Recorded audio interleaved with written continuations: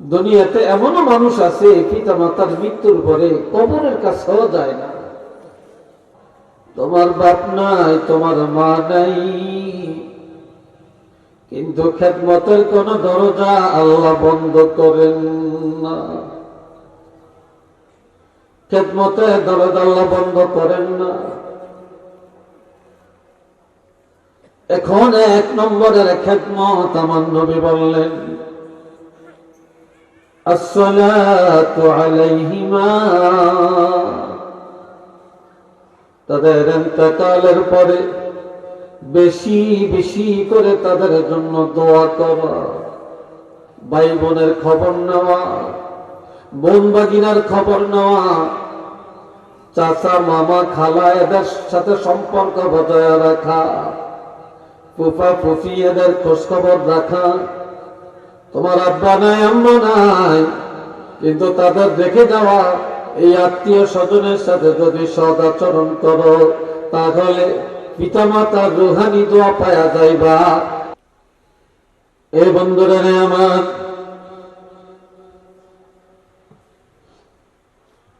আল্লাহ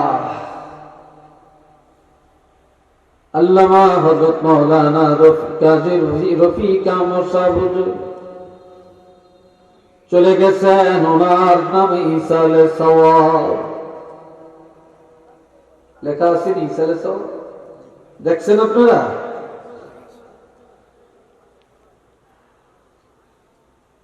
عن أبي أسيد الساعدي رضي الله تعالى عنه قال إذا جاءه رجل من بني سلمى فقال يا رسول الله, খুব খেয়াল করবেন এই বাচ্চারা, দাঁড়াইছো কেন? আমি আগে বলছি বাচ্চাদের হাঁটাহাঁটি করা খেয়াল থাকলে চলে যাও, মাঝখানে হাঁটবে না, আমি এটা পছন্দই করি না।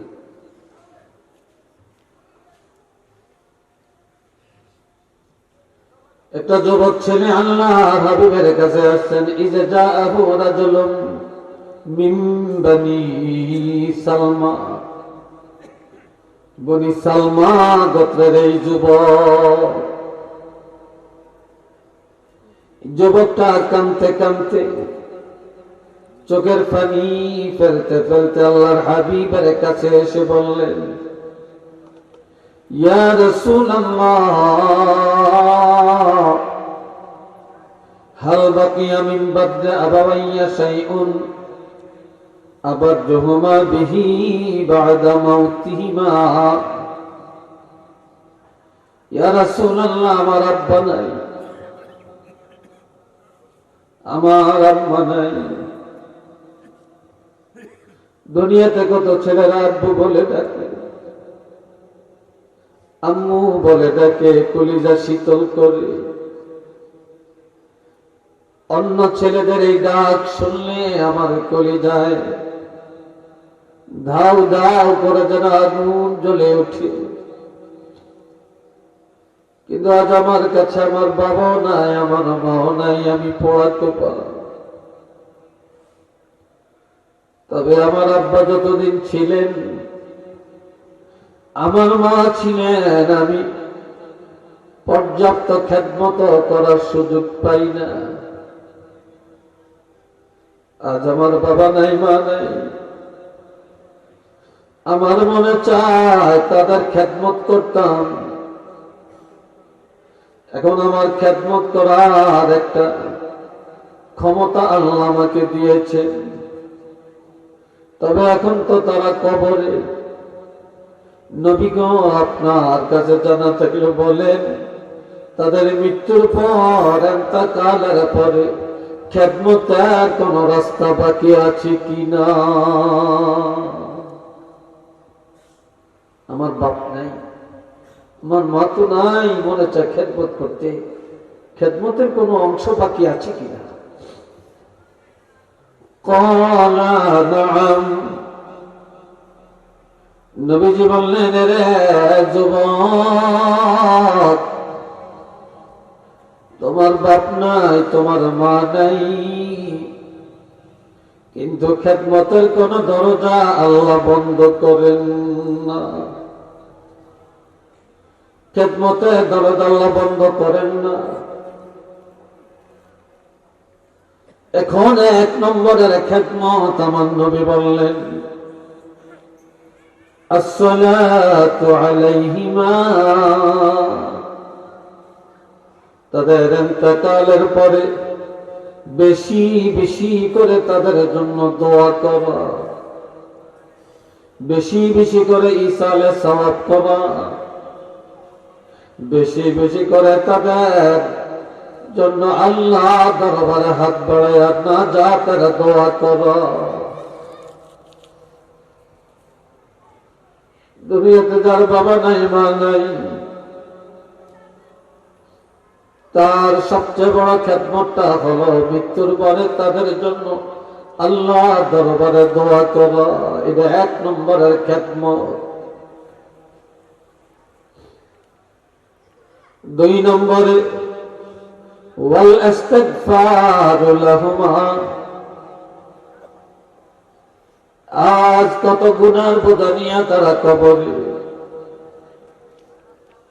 এই সন্তানকে দুনিয়াতে লালন পালন করার জন্য, সুপ্রতিষ্ঠিত করার জন্য, সুন্দর একটা বাড়ি উপহার দেওয়ার জন্য, সুন্দর একটা ঘর উপহার দেওয়ার জন্য, সন্তানকে লেখাপড়া করাবার জন্য কত গুনাহ পিতামাতা কামাই করেছেন। ওই গুনার বোঝাগুলো নিয়ে তারা কবরে চলে গেছে। আজকে তোমার বাবা নাই মা নাই, কিন্তু তারা তো গুনাহগার।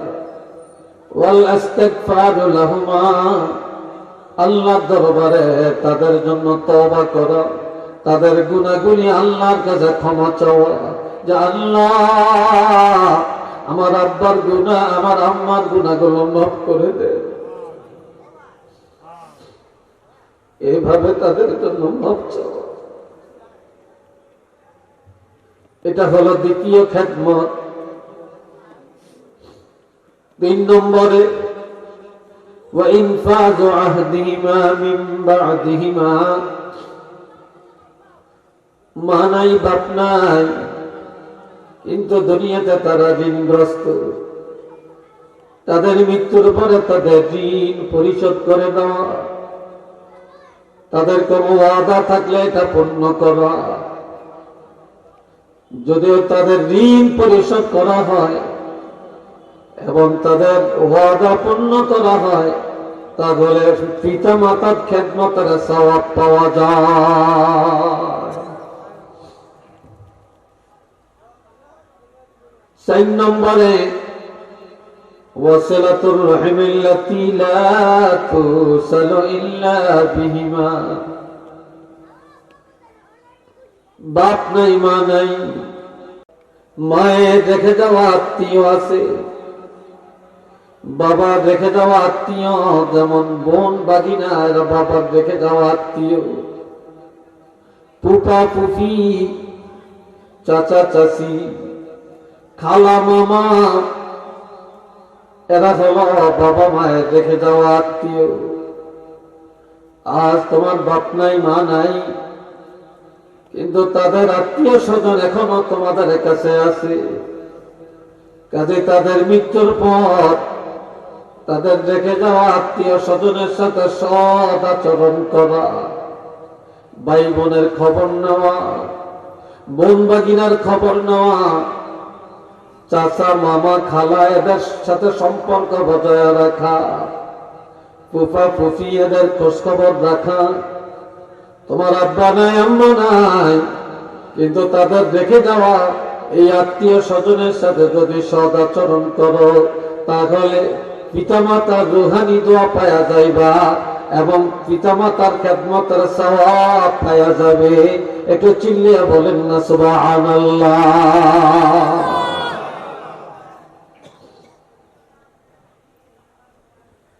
5 নম্বরে وإكرام صديقهما। আজ আব্বা নাই আম্মা নাই, কিন্তু বাবার বয়সের একজন বাবার বন্ধু আছে, মার একজন বান্ধবী আছে, অথবা বাবার বয়সের মুরব্বী সমাজে আছে, মার বয়সের একজন মুরব্বী বাড়ি ঘরে আছে, বা প্রতিবেশীর মধ্যে আছে, আত্মীয়তার মধ্যে আছে। আজকে বাবা নাই, মা নাই, কিন্তু তাদের বন্ধু বান্ধব অথবা তাদের সমবয়সের মুরব্বীদেরকে সম্মান করা, আব্বার বয়সে মার বয়সের মুরব্বীকে যদি সম্মান করা হয়, ইজ্জত করা হয়, আমার রাসূল বলেছেন পিতামাতার রূহানি দোয়া পাবে এবং পিতামাতার খেদমতের সওয়াব আল্লাহ দান করে দিবেন। আওয়াজ দিয়ে বলেন না সুবহানাল্লাহ। আর একটু জোরে বলেন সুবহানাল্লাহ।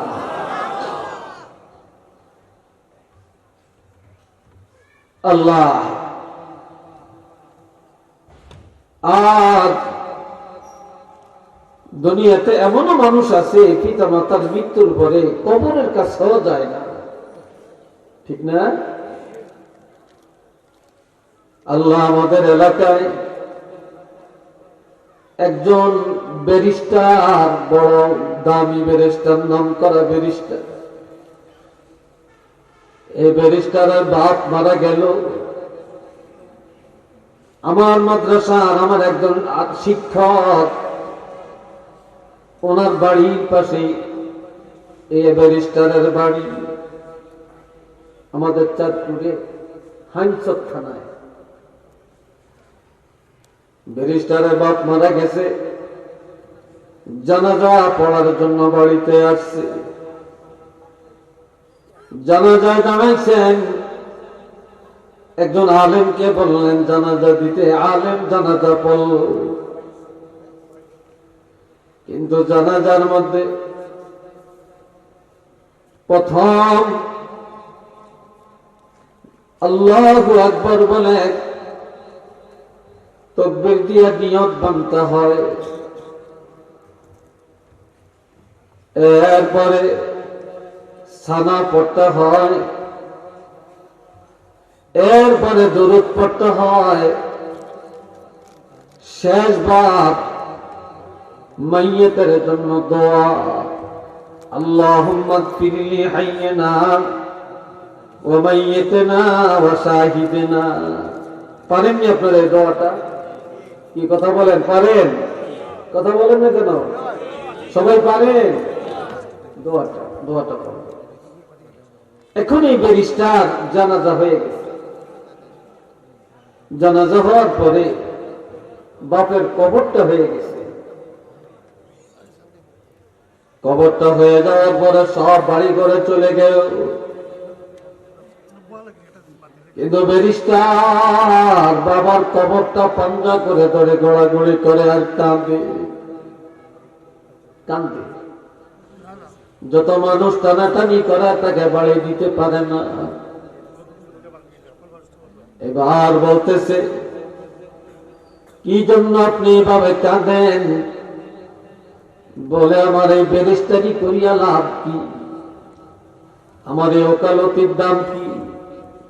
এত আইন বই জানলাম, এত ইংরেজি জানলাম, এত বিজ্ঞান জানলাম, এত জ্ঞানের অধিকারী হলাম, কিন্তু আজ আমার বাবার জানাজার মধ্যে আল্লাহুম্মা গফিরলি হাইয়িনা ওয়া মাইয়িতানা, এই যে দোয়াটা করা হয়, আমি এত বড় ব্যারিস্টার হইয়া আজ বাবার জন্য এই দোয়াটা করতে পারলাম না। আমি দোয়াটা শিখি না, এই দোয়াটা আমি পারি না। আমার এই ব্যারিস্টারির দাম কোথায়? বাবাজিরা রে আমার, আল্লাহ রাসূল বলেছেন তাদের ইন্তেকালের পরে দোয়া করা, কিন্তু দুঃখে কলিজা ফেটে যায়, কিভাবে দোয়া করতে হয় সেটাও অনেকে জানে না।